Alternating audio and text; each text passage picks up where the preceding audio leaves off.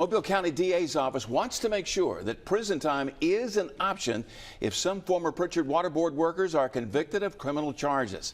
Right now, they're accused of using a utility credit card to go on high-end spending sprees. Prosecutors notifying the defense in court filings this week. They say the losses total millions of dollars.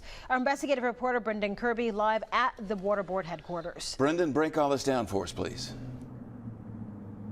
Well, Byron and Lenise, as you alluded to, this all stems from allegations that those employees used utility-issued credit cards to make personal purchases. Prosecutors say they want prison time even if they get convictions only on the less serious charges.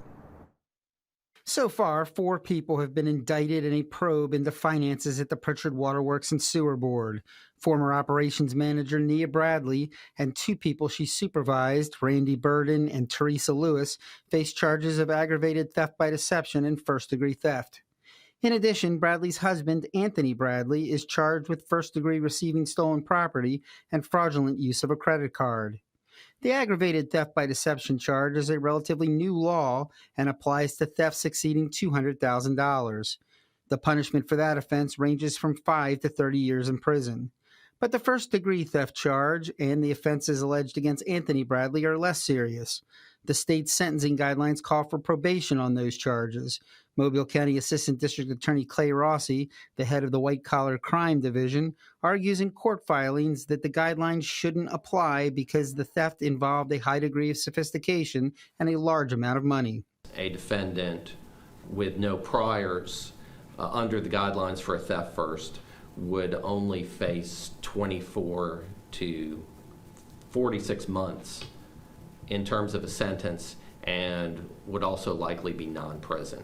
And we think in this particular case that a prison term needs to be on the table. Defense lawyers in the case are pushing back against that. The charges against Anthony Bradley arise from the dozens of boxes of purchased items that law enforcement authorities found in the home he shares with his wife. But defense attorney Gordon Armstrong tells me prosecutors still haven't detailed exactly what his client is accused of doing. Nia Bradley's lawyer, Jason Darley, says he's not surprised. It's standard. It's expected. I mean, they do this in any kind of case. They do it if it's in a burglary or a drug case. They'll allege priors, or they'll allege the way it happened, or damage or injury to victim or property. Willie Huntley, an attorney for Lewis, says he's not had a chance to review the most recent prosecution filing. But he says his client is innocent. He says Lewis followed the orders of Nia Bradley and that none of the charges made to her utility-issued credit card were for her own personal gain. There was a person that was over her that was saying this is what needs to be approved. And she was doing those kind of things, and they were within her job description, and she was being threatened with being fired if she didn't do the things that she was ordered to do.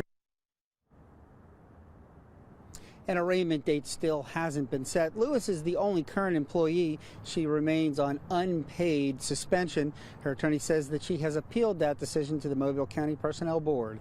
Reporting live in Prichard, Brendan Kirby, Fox 10 News. All right, Brendan, thank you. Meanwhile, the most recent operations manager for the troubled Prichard Waterworks moving on after just 5 months on the job. Dan McCrory's last day will be this Monday. That's according to Board Attorney Jay Ross. Ross telling Fox 10 News McCrory wants to pursue other opportunities. The former operations manager, Nia Bradley, as we discussed, as well as some other employees who work there, facing criminal charges in connection with abuse of credit cards. That's according to prosecutors. The FBI raided the utility this past February, as well as Bradley's house. Ross says Prichard Water plans to move quickly to find a replacement.